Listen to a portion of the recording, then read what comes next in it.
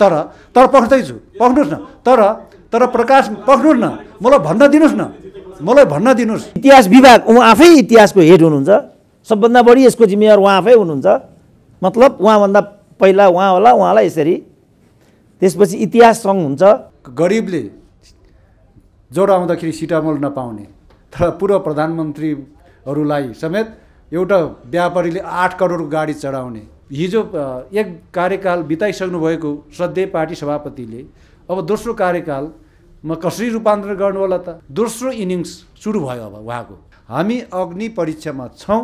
40% हाम्रो लोकप्रिय मत हाम्रो प्यानलले पायो। भागबन्ड गरेर न्यायोचित व्यवस्था हुँदैन। नेपालको राजनीति विकृत र विसङ्गतिको थलो जस्तो बनेको छ। अवसर पनि हो, चुनौती पनि हो। जुन जोगी आए पनि कानै चिरेको सरकार अब त्यस्तो लोते पोतेसँग चल्न हुँदैन। वाह शेरबहादुर देउवा बनाउनुहोस्, वाह शेरबहादुर देउवा बनाएपछि वाह काङ्ग्रेस भइहाल्छ। एक्लै हिँड्छु भनेर हुन्छ। आउने निर्वाचनमा काङ्ग्रेस एक्लै अगाडि बढ्छ। गठबन्धन गरेर चुनाव जित्ने होइन, आफ्नो कार्यक्रम लिएर चुनाव जित्ने हो। एकजना व्यापारीले एकजना पूर्व प्रधानमन्त्रीलाई 6 करोड कि 8 करोडको गाडी चढाए भने बडो गौरवका साथ एउटा टेलिभिजनमा बडो गौरवका साथ अन्तर्वार्ता दिएको मैले देखाएको थिएँ। नेपालीको हैसियत बमोजिमको प्रधानमन्त्री बनिदिनुहोस्, साइकलमा हिँड्नुहोस् त भनेको छुइनँ नि मैले। भारतलाई युनाइटेड कसले बनाएको? ब्रिटिस इम्पायरको एक्सपेन्सन भइरहँदाखेरि प्रकारान्तरले भएर भारत बनेको होइन। जब साम्राज्यले कुनै एउटा आधुनिक राष्ट्रको निर्माण गर्न सक्छ भने नेपालको पृथ्वीनारायण शाहको अभियानलाई सामन्ती एक्सटेन्सन नै भने पनि साम्राज्यवादले राष्ट्र जोड्न सक्दा सामन्तवादले राष्ट्र किन जोड्न सक्दैन? शेखर कोइराला पराजित हुनुभयो, तर उहाँहरूको एउटा राम्रो टिम नेपाली कङ्ग्रेसको पदाधिकारीहरूमा आएको छ र यो पदाधिकारीहरूको लागि पनि चुनौती अवसर दुवै छ। अब धनराज गुरुङ जस्तो एउटा शालिग नेतालाई आज हामीले रिपोर्टर्स क्लब नेपालमा बोलाएर उहाँको सफलताको शुभकामना दिने, एक आपसमा अन्तर्क्रिया गर्ने र नेपाली कङ्ग्रेसको आगामी चुनौतीहरू के छ, नेपाली कङ्ग्रेस अब कसरी अगाडि बढ्छ, नेपाली कङ्ग्रेसको लागि अहिलेको अवस्थामा यो सरकारलाई प्रभावकारी बनाउने एजेन्डा उहाँहरूसँग के छ, अब पूर्ण रूपमा केन्द्रीय कार्य समिति निर्वाचित भइसकेपछि कङ्ग्रेस अब कसरी अगाडि बढ्छ र कङ्ग्रेसको लागि आगामी यात्रा अथवा अहिलेको पुस्ताको लागि यो पुस्तान्तरणको लागि जसरी उहाँहरू लाग्नु भएको थियो त्यो पुस्ताको लागि चुनौती भनेको धेरै छ। चुनौतीको चाङमा उहाँहरू हुनुहुन्छ। अब कङ्ग्रेसलाई कसरी संस्थागत गर्ने, विधिको र विधानअनुसार कङ्ग्रेसलाई कसरी अगाडि बढाउने र कङ्ग्रेसमा जनताहरूको चाहिँ निकटता जनमुखी कङ्ग्रेस कसरी बनाउने भन्ने बारेमा आज हामी बहस गर्नेछौँ। त्यसैले धनराजजीलाई सर्वप्रथम बधाई दिन चाहन्छु, सफलताको शुभकामना दिन चाहन्छु। तपाईँको कार्यकालमा नेपाली कङ्ग्रेसको ड्रास्टिक चेन्ज होस् र आगामी निर्वाचन हुँदैछ तिनै तहको, त्यो निर्वाचनमा कङ्ग्रेस कसरी अगाडि बढ्छ र अब वामपन्थीहरूसँग गठबन्धन हुन्छ कि हुँदैन आगामी निर्वाचनमा कि कङ्ग्रेस एक्लै जान्छ। म धनराज गुरुङजीलाई महत्त्वपूर्ण व्यक्ति राख्न आएको केन्द्रीय उपसभापतिमा निर्वाचित भएको छु। त्यस कारणले गर्दाखेरि यो निर्वाचित हुने क्रममा महाधिवेशन प्रतिनिधि साथीहरूको प्रेम सद्भाव सहयोग त छँदैछ, त्यसमा पनि सञ्चारकर्मी मित्रहरूको पत्रकार साथीहरूको म प्रति जुन सकारात्मक ढङ्गबाट मलाई सहयोग गर्नुभयो यसका लागि तपाईँलाई विशेष धन्यवाद ज्ञापन गर्न चाहे। र अहिले हामी जुन काङ्ग्रेसको उपसभापति महामन्त्रीमा पनि साथी रहनु भएको छ, विश्वप्रकाश गगन थापाहरू आइसक्नु भएको छ महामन्त्रीमा। यसले के देखाउँछ भने अब मूल सभापतिमा चाहिने पुरानै नेताले चाहिने फेरि पनि जित्नु भएको छ। तथापि हामीहरूले जित्दै गर्दाखेरि हामीहरू उपसभापति महामन्त्रीमा नयाँ पुस्ता आउँदै गर्दाखेरि यसले के सङ्केत गर्दछ भने पूर्ण रूपमा रूपान्तरण गर्ने क्रम नभए पनि यसले रूपान्तरणको बाटो लियो, रूपान्तरणको बाटोमा अघि बढ्न थाल्यो भन्ने सङ्केत गर्छ। नम्बर 1। नम्बर 2, अनुहारले मात्रै रूपान्तरण हुँदैन। अब हामीलाई एउटा चुनौती थपिएको छ। विशेष गरेर हामी रूपान्तरणको कुरा गर्दै आएका साथीहरू जति छौँ, हाम्रो अग्नि परीक्षा सुरु भयो। अब हाम्रो अग्नि परीक्षा सुरु भएको छ। हामीले रूपान्तरणको शब्द खालि भ्रमको लागि, भ्रमको खेती गर्नका लागि उच्चारण गरेका थिएनौँ भन्ने कुरालाई अबका दिनमा व्यवहारमा कामले व्यवहारले साबित गर्नुपर्ने बेला आएको छ, प्रमाणित गर्नुपर्ने बेला आएको छ। यदि हामीले रूपान्तरणलाई शब्द जाल मात्रै थियो भन्ने परिस्थिति उब्जायौँ भने हामी नालायक बन्छौँ। त्यसैले हामीले रूपान्तरण पार्टीभित्र पहिलो रूपान्तरण खोजिरहेका छौँ। पार्टीभित्रको पहिलो रूपान्तरणको यात्रा गर्नुपर्छ भनेर रूपान्तरणको नारा घन्काउँदै हामीले महाधिवेशनमा निर्वाचनको मैदानमा रूपान्तरणकै पक्षमा, परिवर्तनकै पक्षमा हामीले मत त माग्यौँ, निर्वाचित पनि गर्नुभएको छ साथीहरूले, महाधिवेशन साथीहरूले। अब त्यो रूपान्तरण गर्ने जिम्मेवारी हामीमा आयो। कसरी रूपान्तरण हुन्छ? भर्खर ऋषिले भन्नुभएको छ, ऋषिजीले कि रूपान्तरणको यात्रा सबभन्दा पहिले हामीले पार्टीकै सभापतिबाट सुरु गर्छौँ भन्ने मलाई लागिराखेको छ। तपाईँहरूलाई लाग्ला हिजो एक कार्यकाल बिताइसक्नु भएको श्रद्धेय पार्टी सभापतिले अब दोस्रो कार्यकालमा कसरी रूपान्तरण गर्नु होला त? प्रश्न यहाँनिर छ। तर कुरा के हो भन्दाखेरि मैले भन्दै आएको छु कि क्रिकेट कहिलेकाहीँ म पनि हेर्छु, यहाँहरूले पनि हेर्नु होला। क्रिकेट म्याचमा टेस्ट म्याच भन्ने हुन्छ एउटा। त्यो टेस्ट म्याचमा एउटै ब्याट्सम्यानले दुईपल्ट ब्याटिङ गर्नुपर्छ, पहिलो इनिङ्स, दोस्रो इनिङ्स। भलै श्रद्धेय नेता शेरबहादुर देउवाको पहिलो इनिङ्स राम्रो भएन होला, क्रिकेटमा पहिलो इनिङ्समा डगआउट हुने ब्याट्सम्यानले पनि दोस्रो इनिङ्समा सेन्चुरी हानिराखेको हुन्छ।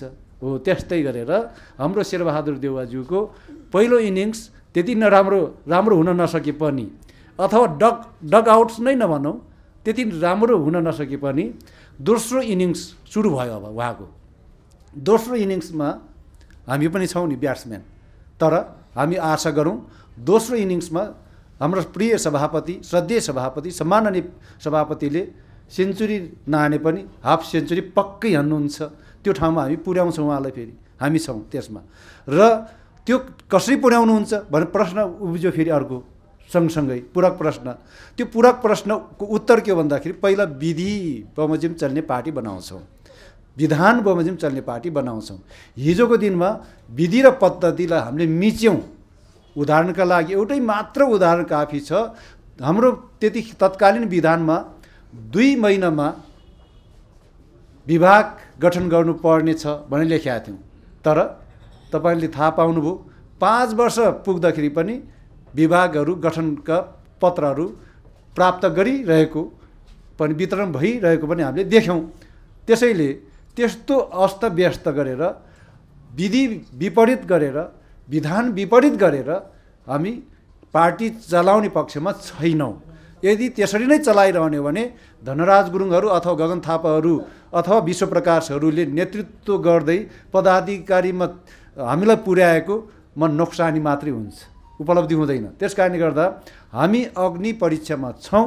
रूपान्तरण भनेको त्यहाँ पहिला सबभन्दा पहिले विधिको शासन, पद्धतिको शासन, विधान बमोजिम चल्ने पार्टीको रूपमा हामी अगाडि बढाउँछौँ। त्यसपछि पार्टीभित्र विधि र पद्धति स्थापित गर्ने पक्षले फेरि भागबण्ड खोज्न थाल्यो भने, हिजो जसरी 60-40को भागबण्ड लाग्यो, बिलो लगाउँदाखेरि थिलो भयो पार्टी। अब पनि हामीले फेरि 40% हाम्रो लोकप्रिय मत हाम्रो प्यानलले पायो। त्यस कारणले त्यो लोकप्रिय मत बमोजिम, त्यो प्यानलको लोकप्रिय मत बमोजिम 40% भागबण्ड पाऊँ भनेर हात थाप्न हामीले थाल्यौँ भने फेरि हामी पनि पुरातनवादी भइहाल्छौँ, हामी पनि परम्परावादी भइहाल्छौँ। रूपान्तरणवादी होइनौँ भन्ने कुरा त्यहीँबाट स्थापित हुन्छ, प्रमाणित हुन्छ। त्यस कारणले गर्दाखेरि कि हामी अब त्यो चाहिने चुनावी मैदानमा 60-40 एकून्ड प्यानल बन्यो, एउटाले 60% पायो होला, एउटाले 40% मत पायो, त्यो त्यहीँ सिद्धियो। अब म 40% मत प्राप्त गर्ने प्यानलमा थिएँ, त्यसैले म 40% मात्रै उपसभापति रहेन। 60% प्राप्त गर्ने प्यानलमा सभापति शेरबहादुर देउवा हुनुहुन्थ्यो, त्यसैले उहाँ 60% मात्रै सभापति होइन। अब हामी सबै 100% सबै काङ्ग्रेसको सभापति, सबै काङ्ग्रेसको उपसभापति, सबै काङ्ग्रेसको महामन्त्रीको रूपमा हामीले काम थाल्नु पर्छ। त्यसका लागि न्यायोचित व्यवस्थापन गर्ने हो, भागबण्ड गरेर न्यायोचित व्यवस्थापन हुँदैन भन्ने कुरा प्रमाणित भइसकेको कुरालाई फेरि पुनः हामीले त्यसलाई नै जागृत गरेर अघि बढायौँ भने हामी कहीँ पनि पुग्दैनौँ र रूपान्तरणको चाहिने त्यो जुन नारा फेरि पनि नारामै सीमित हुन्छ। त्यस कारणले गर्दाखेरि अब रूपान्तरण गरेर लैजाने सन्दर्भमा हामीले पार्टीभित्र न्यायोचित व्यवस्थापन गरेर अघि बढ्न आवश्यक छ। त्यस्तै गरेर ऋषिजीले भन्नुभएको छ कि काङ्ग्रेसलाई जनजनसम्म कसरी पुर्याउनुहुन्छ, कसरी लोकप्रिय बनाउनुहुन्छ भन्ने सन्दर्भमा पनि उहाँले जोड्नु भएको छ।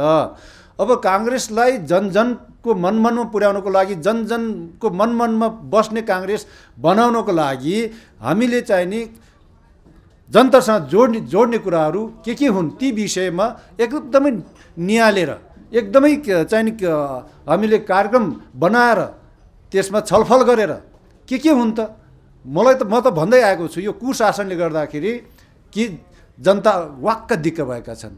नेपालको राजनीति विकृति र विसङ्गतिको थलो जस्तो बनेको छ। त्यस कारणले गर्दाखेरि पहिलो नम्बरमा हामीले चाहिँ नि देखेको नेताहरू जोडिन्छन्, नेताहरूको नाम जोडिन्छ, ठुल्ठुलो भ्रष्टाचारका काण्डहरूमा अरबको खरबको समेत अब जोडिन थालिसकेका छ। त्यति ठुल्ठुलो भ्रष्टाचारका काण्डहरूको फाइल कहाँ छ भन्दा अख्तियारको दराजभित्र, घरभित्र लुकाइन्छ, तामेलीको नाममा राखिन्छ। हो, त्यहाँ तोड्न सक्नुपर्छ। यदि हामीले तोड्न सकेनौँ भने हामीले चाहिने रूपान्तरणको कुरा नगर्दा हुन्छ। त्यसो भएको कारणले गर्दाखेरि पटक पटक भन्दै आएका छौँ। अब भन्ने मात्रै होइन, गर्ने ठाउँमा पुर्याएका छन् साथीहरूले। हिजोसम्म भन्दै आयौँ, अब गर्ने ठाउँमा पुर्याउनु भएको छ साथीहरूले। त्यस कारणले गर्दाखेरि कि पार्टीलाई जनतासँग जोड्ने कुरा के त भन्दाखेरि कि जनताले कहाँ दुःख पाएछ त्यहाँ हिट गर्ने हो। कहाँ दुःख पाएछ अहिले भन्दाखेरि कि नेपाली जनताले भ्रष्टाचारका कारणले गर्दाखेरि, भ्रष्टाचार भनेको कुशासन हो, कुशासनका कारणले गर्दाखेरि सुशासन प्राप्त गर्न सकिरहेका छैनन्। हाम्रो रोडम्याप भनेको अब सुशासनबाट सुरु गऱ्यौँ भने सबै कुरा ठिक हुन्छ, नत्र होइन भने फेरि हामी पनि त्यहीँ लतपतिन्छौँ, त्यही अल्मलिन्छौँ। अल्मलिएको नेताले डेस्टिनेसन प्राप्त गर्न सक्दैन। त्यसो भएको कारणले गर्दाखेरि हामी अत्यन्तै गम्भीर छौँ यो विषयमा। हामीसँग चुनौतीहरू छन्, अवसर पनि हो, चुनौती पनि हो।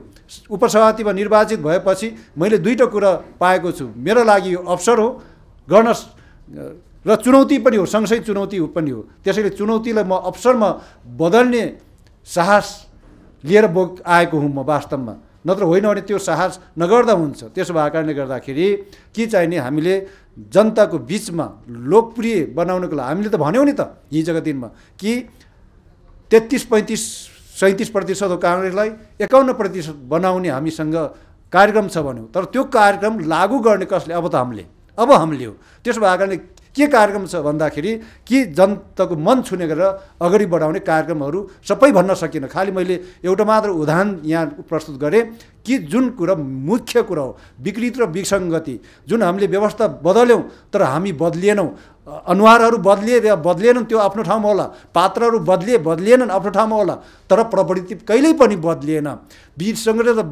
विकृति र विसङ्गति कुरूप रूपमा झाँगिएको छ।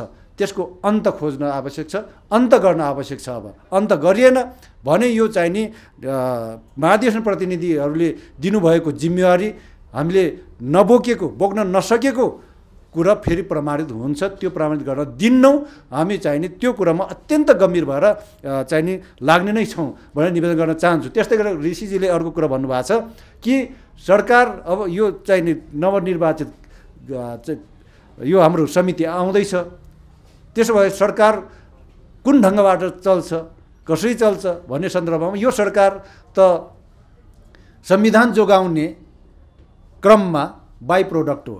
संविधान जोगाउने क्रममा हामीले जुन आन्दोलन गऱ्यौँ, संविधान जोगाउने यात्रामा अगाडि बढ्दै गर्दाखेरिको बाई प्रोडक्ट मात्रै हो यो संयुक्त सरकार। त्यसैले संयुक्त सरकारले हाम्रो चाहिँ नि पार्टीबाट के सहयोग गर्नुपर्छ भन्ने सन्दर्भमा नराम्रो काम नगर्दै हुन्छ भन्ने मलाई लाग्छ, घिनलाग्दा कामहरू नगर्दै हुन्छ भन्ने मलाई लाग्छ, विकृति र विसङ्गति नथुपर्दै हुन्थ्यो भन्ने मलाई लाग्छ।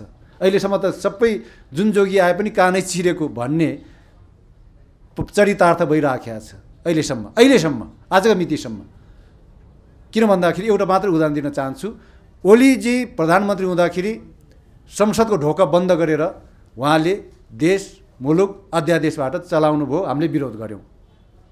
फेरि त्यसपछि सम्माननीय शेरबहादुर देउवा प्रधानमन्त्री भएपछि उहाँले पनि संसदको ढोका बन्द गर्नुभयो र अध्यादेशबाट देश चलाउन खोज्नुभयो। हाम्रै अगाडि छ, हामीले त्यसको पनि विरोध गऱ्यौँ। फेरि त्यसरी चल्नु हुँदैन। त्यस कारणले गर्दाखेरि उस्तै भइरहने, उस्तै पदचापमा अगाडि बढिरहने हो भने त्यो परिवर्तन होइन, रूपान्तरण होइन। त्यस कारणले गर्दाखेरि हामी के चाहन्छौँ भने अब सरकार, अब काङ्ग्रेसको हामी चाहिँ नि नेतृत्वमा आइसकेको अवस्था छ। त्यसो भइसकेपछि सरकार पनि अब सजग हुनुपर्छ। सरकार अब त्यस्तो लोते पोतेसँग चल्न हुँदैन। सरकारले ठिक ढङ्गबाट काम गर्न आवश्यक छ। सरकार नयाँ ढङ्गबाट काम गर्न आवश्यक छ।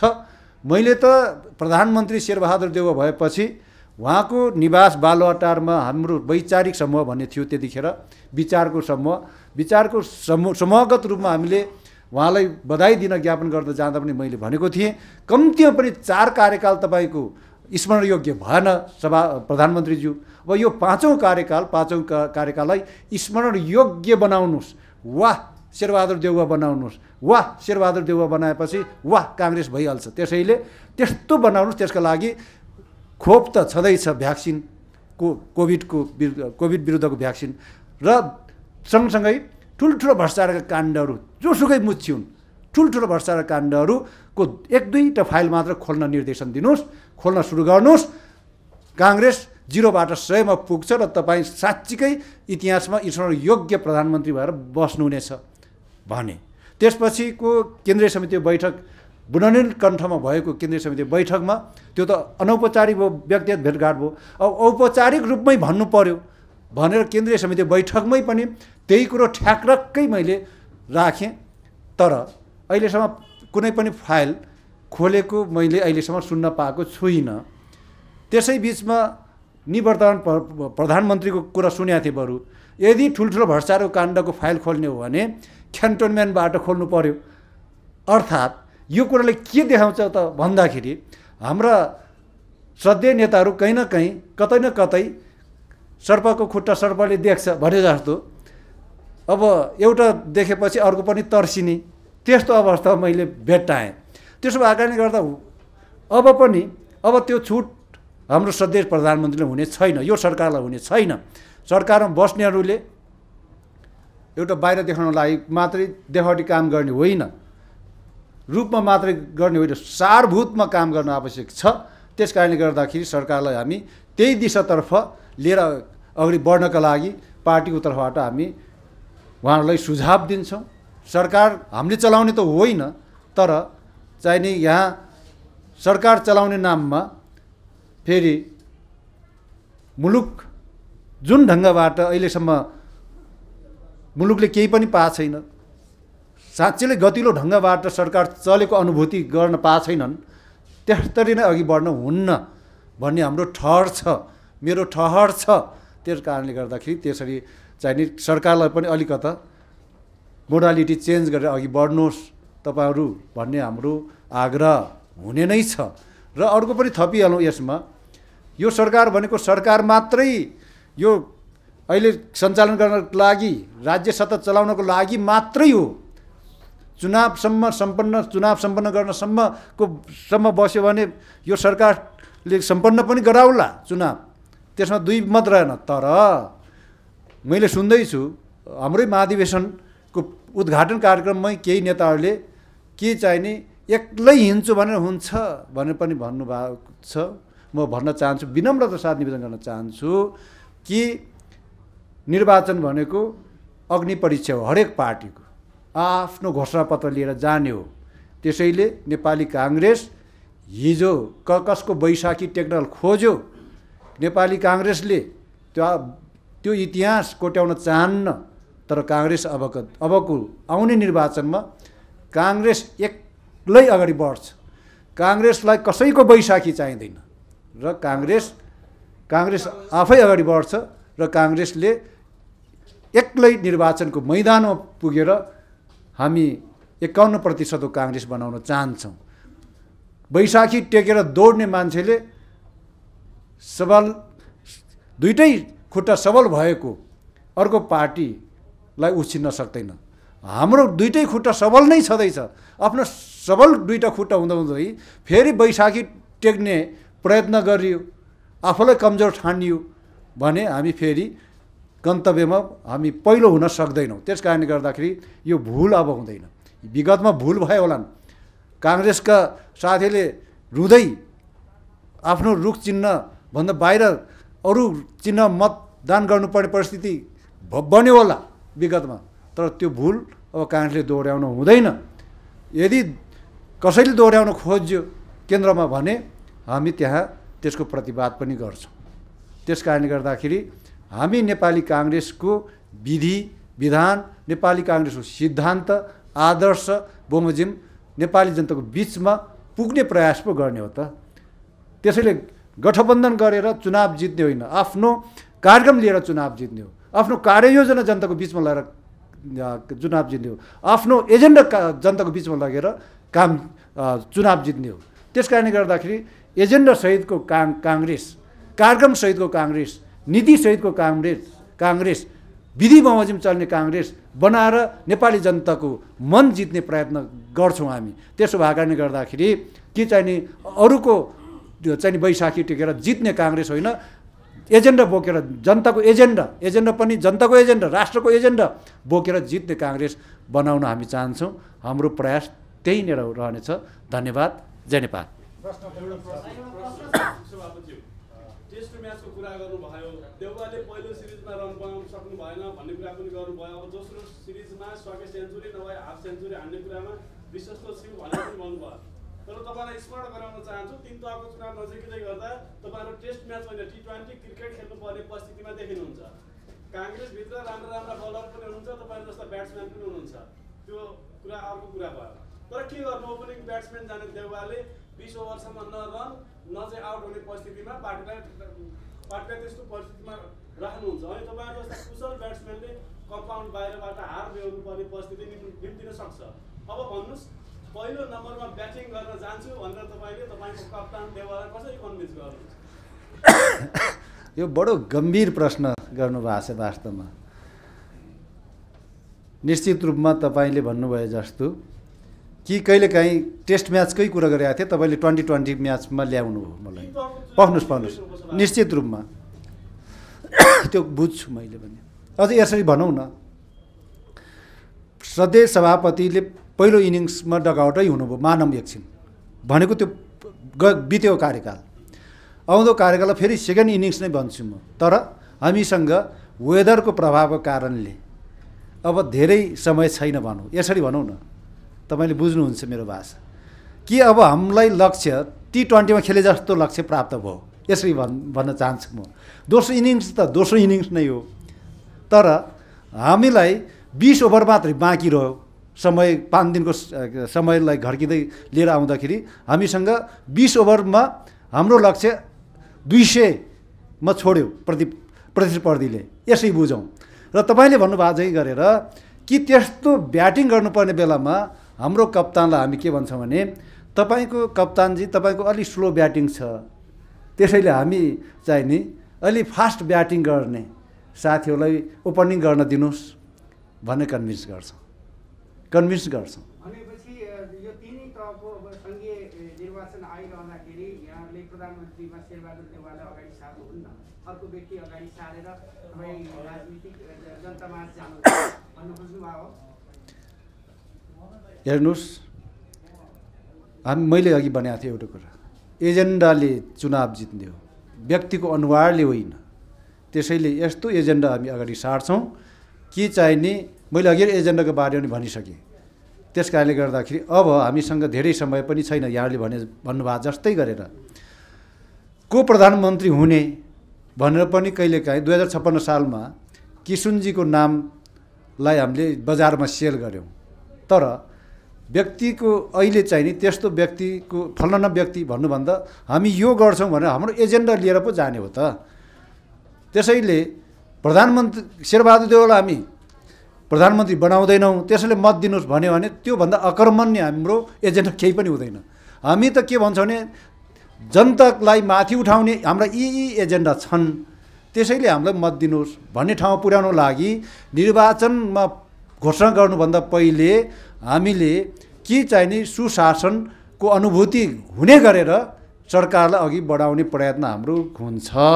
त्यसो भयो भने मात्रै 35%, 33% काङ्ग्रेस, 51% काङ्ग्रेसमा पुग्न सक्छ।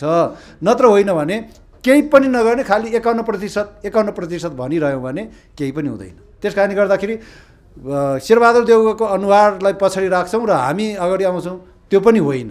त्यसमा केही तलमाथि त होला, तर हाम्रो पनि अकर्मण्य हुन्छ। त्यस कारणले एजेन्डा पो फ्लोट गर्ने हो त, जनताको बिचमा त एजेन्डा लिएर जाने हो। व्यक्तिको अनुहार लिएर जान्छु भन्यो भने त यो सिद्धान्तको विचारको कुरा किन गर्नु पर्यो? गर्नै परेन। त्यस कारणले गर्दाखेरि तपाईँलाई म यही निवेदन गर्न चाहन्छु कि व्यक्तिको अनुहारको कुरा नगर्नुहोस्, अब एजेन्डाको कुरा गर्नुहोस्। जस्तो तपाईँको समूहभित्र दौडबाटै बाहिरिनुभएका रामचन्द्र पौडेल हुनुहुन्छ, महामन्त्री शशाङ्क कोइराला हुनुहुन्छ, अब शेखर कोइराला पनि हुनुभयो। तपाईँको समूहको कप्तान को त? अब यो समूह होइन, समूह त यो प्यानल जुन निर्वाचनको मैदानमा पो थियो त। अब निर्वाचनको मैदानबाट बाहिर्यौँ हामी र चाहिँ नि होइन, अब हामीले त्यसमै सबैलाई गोलबद्ध बनाउने हो नि त हामीले त।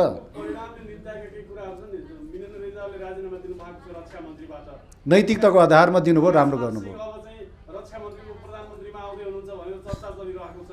यो बिचमा शेरबहादुर देउवाले सम्झौता गर्नु भएको छ प्रकाशमान सिंहसँग। यदि विनेन्द्र रिजालले राजीनामा नदिएको भए देउवाले हटाउने परिस्थिति निम्तिन सकिँदैछ।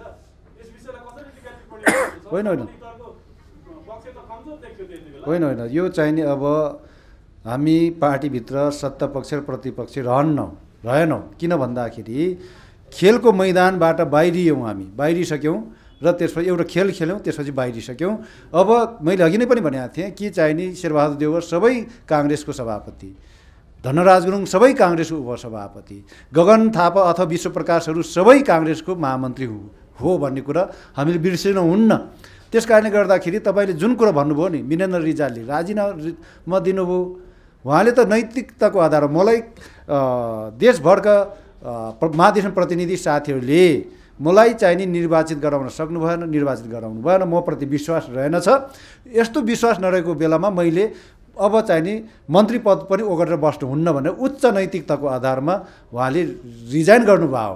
हटाउनु होला, होइन न, पक्नुहोस् न, हटाउनु होला, प्रधानमन्त्रीले हटाउनु होला भनेर रिजाइन गरेको मलाई थाहा छैन है। तपाईँलाई थाहा छ भने त तपाईँ मार्फतै थाहा पाऊँ, होइन, नत्र होइन भने उहाँले उच्च नैतिकताको आधारमा रिजाइन गर्नुभएको छ। यो सायद मलाई लाग्छ कि हाम्रो देशमा मात्रै चाहिँ नि जति नकाम भए पनि बसिरहने, तर विदेशमा चाहिँ नि जस्तै रेल ठोकिँदाखेरि रेल मन्त्रीले त रेल चलाएको हुन्न नि त, तर रेल ठोकियो भने, रेल दुर्घटना पऱ्यो भने रेल मन्त्रीले रिजाइन गरे उदाहरणहरू पनि छन् विदेशमा। त्यस कारणले गर्दाखेरि त्यस्तै चाहिँ नि उहाँले एउटा उच्च नैतिकताको आधारमा त्यही उदाहरण ऋण बन्नको लागि उहाँले रिजाइन दिनुभएको हो।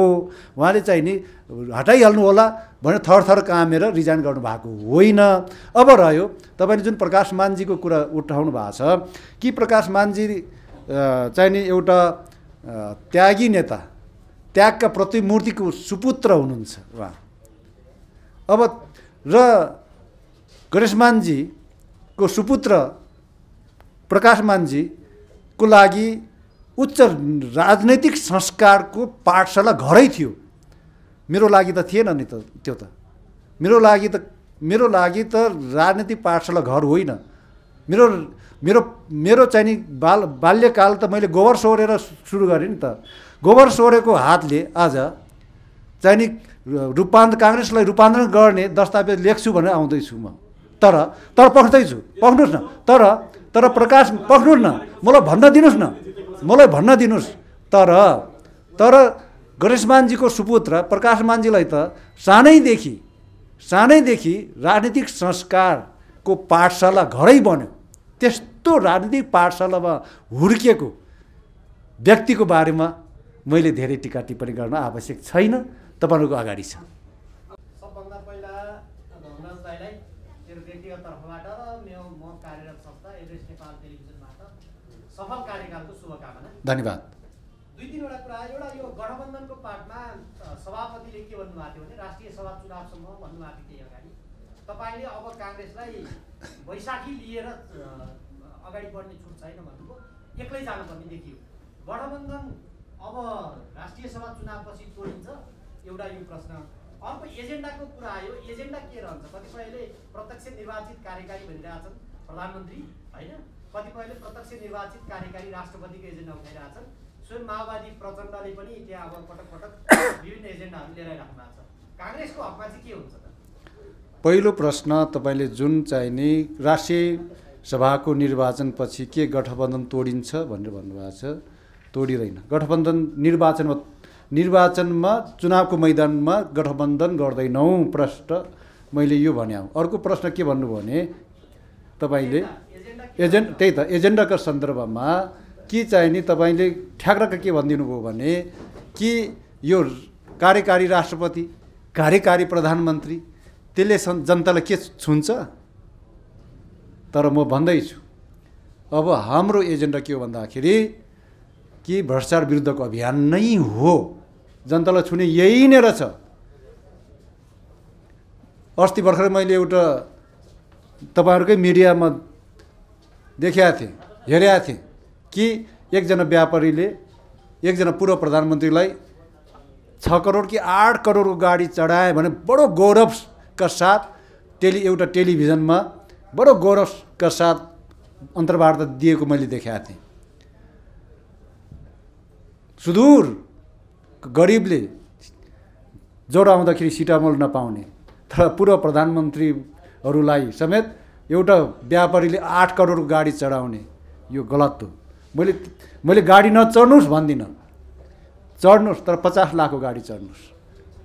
नेपालीको हैसियत बमोजिमको प्रधानमन्त्री बनिदिनुहोस्। साइकलमा हिँड्नुहोस् त भनेको छुइनँ नि मैले, मोटरसाइकल चढेर हिँड्नुहोस् प्रधानमन्त्रीजी भन्दिनँ म।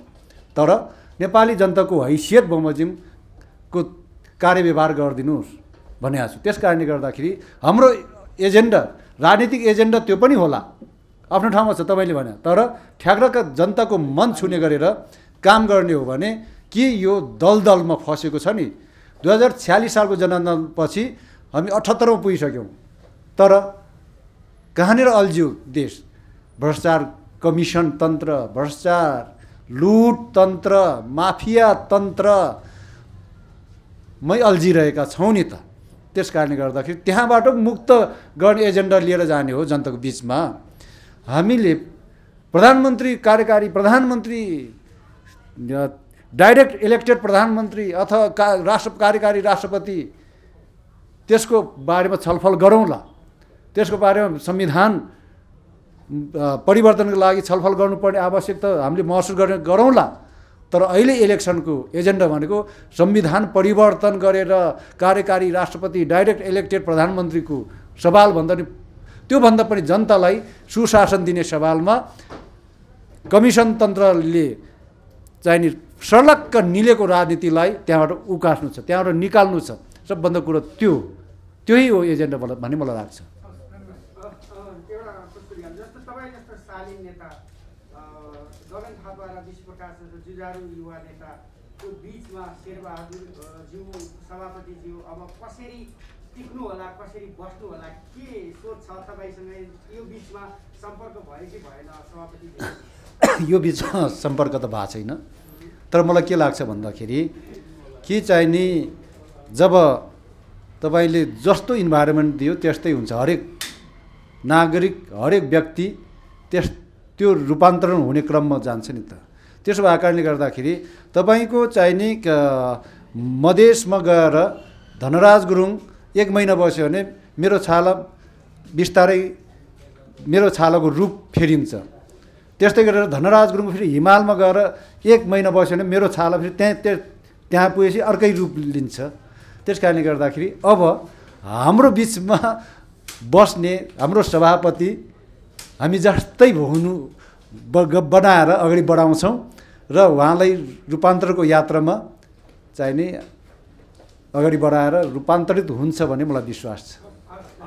ल धन्यवाद छ सबै साथी। भोलिको इतिहास कसरी लेखिनुपर्ने, हाम्रो भूमिका के हुने, टनकपुरको विषय कसरी, सुस्ताको विषय के, भर्खरै म हुम्ला पनि पुगेर आएँ।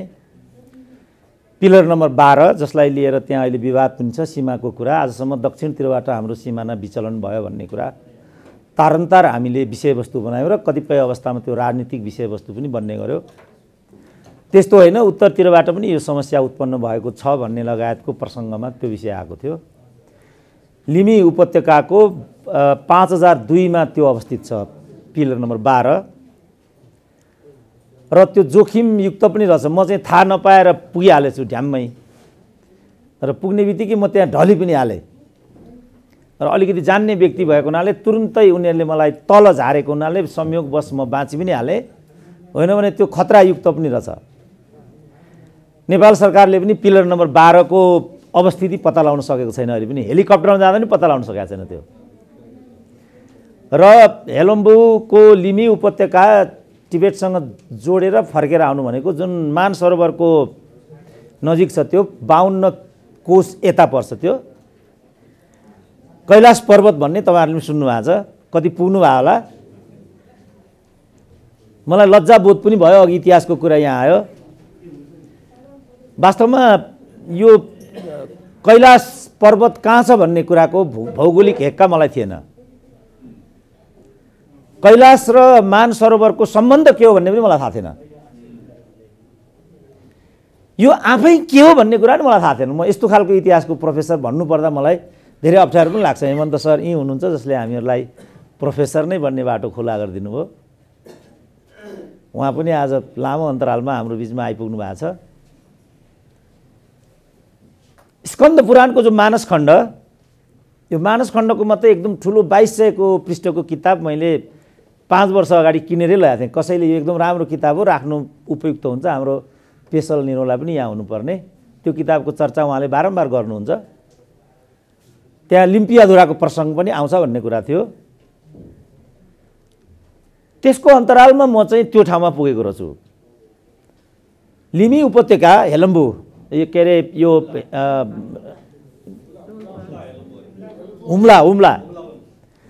हुम्लाको लिमी उपत्यका पुगेर आउनु, पहिलो त त्यहाँबाट बाँचेर आउनु नै, त्यो पहिलो पुग्नु नै त्यो एउटा ठुलो घटना जस्तो।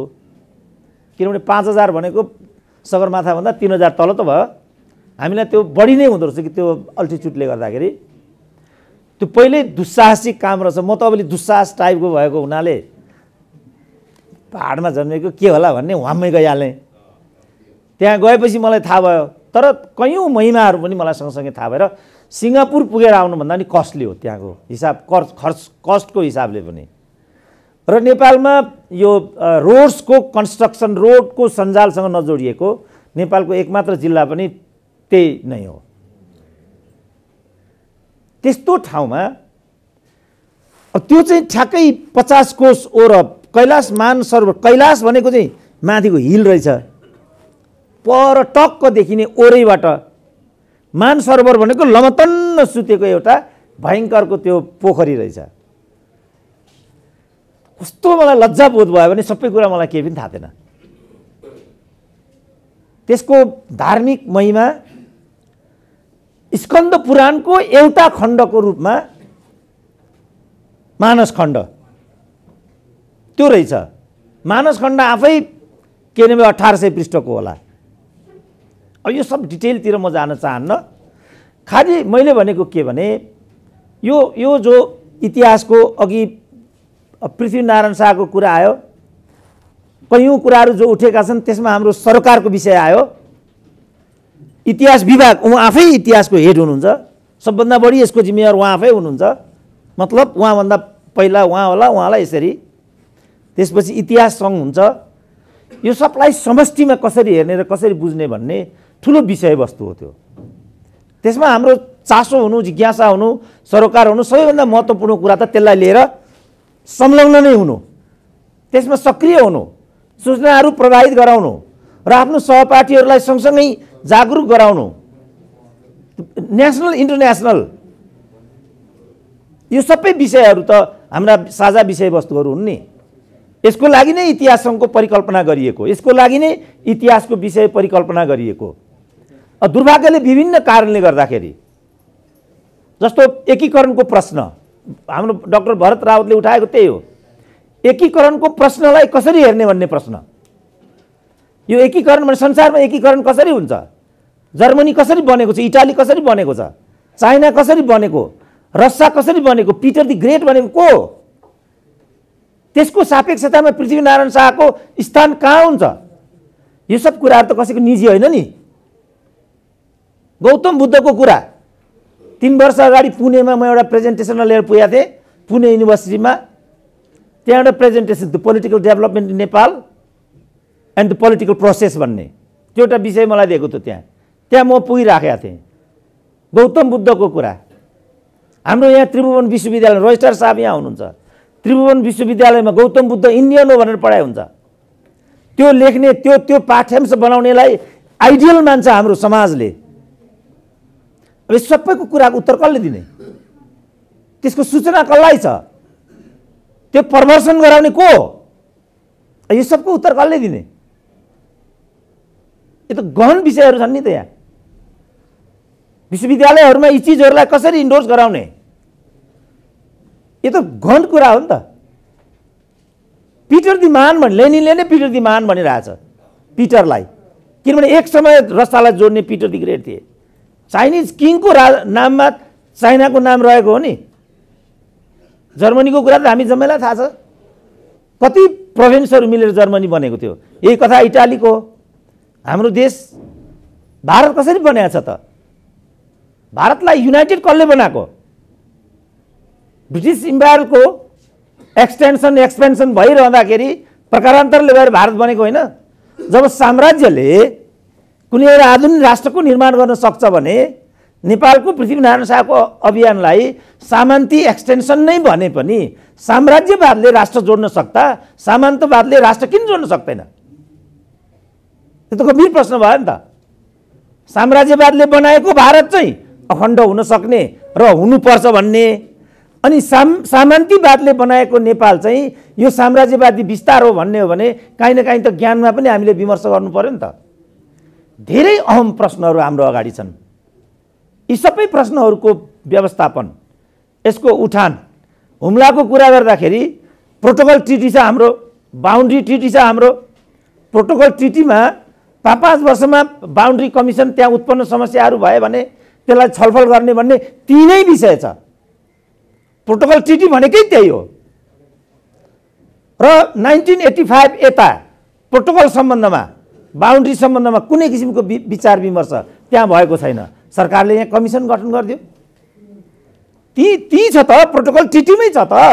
समस्याहरू उत्पन्न भए भने त्यसलाई लिएर विचार विमर्श गर्ने भन्ने त त्यसैमा छ। यसलाई लिएर के देखियो भनेदेखि विवादहरूलाई बढाइदिने, अन्यलहरू बढाइदिने, अनि प्रकारान्तरले गएर मुलुकमाथि अनेक किसिमका तनावहरू सिर्जना गरिदिने। यसमा इतिहास सङ्घको, इतिहास विभागको, पठन पाठन गर्ने शिक्षण संस्थाहरूको चासो हुनुपर्ने हो कि होइन, हुन्छ कि हुँदैन, यावत प्रश्नहरू त यहाँ छन्। त्यसै पनि सुरेन्द्र केसी भाषणमा भन्ने मेरो बदनामी छ, म त्यतातिर जान चाहन्न। किनभने यो हाम्रो वैचारिक गोष्ठी पनि हो, त्यस सम्बन्धी विचार विमर्श हामी पछि गरि नै हाल्छौँ। यी सबै विषयहरूलाई पनि हामीले विषयवस्तुका प्रकरण बनाउन सक्दाखेरि त्यसले हामीलाई घाटा दिने छैन। त्यसले हामीलाई प्राज्ञिक छलफलहरू गर्नको लागि, पाठ्यांशलाई परिमार्जित गर्नको लागि त्यसले मद्दत नै गर्नेछ। त्यस्तो हुन सकोस् र त्यतातिर हामी चाहिँ लाग्न सकौँ। दोस्रो हाम्रो जुन सत्र छ त्यो सत्रमा अनेक पत्रहरू हाम्रा तयार छन्। ती पत्रहरूमा यसमा हामी थप छलफल पनि गरौँला। खालि जो जिज्ञासाहरू यहाँ उठ्न गए ती जिज्ञासाहरूको सन्दर्भमा मैले पनि आफूलाई अलिकति त्यसमा जोड्नको लागि मात्रै यी जिज्ञासाहरूलाई यहाँ प्रस्तुत गर्न खोजेको हुँ। पछिल्ला सत्रहरूमा यसलाई अझ हामी विस्तारित गरौँ र हामी एउटा निष्कर्षमा पुग्न सकौँ। अघि नै भने जस्तो अब हाम्रो नेतृत्व निर्माणको कुरा पनि छ। एउटा व्यवस्थित नेतृत्व हामी बनाउन सक्दाखेरि यी कामहरूलाई अझ विस्तारित पनि हामी गर्न सक्नेछौँ। ठाउँ ठाउँमा तल पनि यी विचार विमर्शहरू हिजैदेखि हामीले गरिआएका पनि हौँ। यसलाई विस्तार गर्नमा अहिलेको कोभिडले अलिकति व्यवधान गरेको सबैमा विदितै छ। फेरि यसलाई हामी विस्तार गरेर बाहिरसम्म कसरी लान सक्छौँ, स्रोतहरू कसरी बढाउन सक्छौँ, स्रोतहरू कसरी उपलब्ध गराउन सक्छौँ, यो सबै कुरामा पनि हामी सबैले सृजनशील भएर लाग्न सकेको खण्डमा यसले भोलि हामीलाई मद्दत गर्नेछ भन्ने मलाई लाग्छ। फेरि एकपल्ट यो कार्यक्रमको पूर्ण सफलताको कामना गरेर मलाई पनि सम्झिनुभयो। हाम्रो रजिस्ट्रार साहब आइदिनु भयो, गुरुजनहरूको दर्शन गर्न पाइयो। हाम्रो हेमन्त सर, हाम्रो थापा सर, हाम्रो गुरु हाम्रा साक्षात् गुरुहरू त उहाँहरू नै हो। उहाँहरूकै कृपाले गर्दा जति ज्ञान हामीलाई प्राप्त भयो विरासतमा हिजो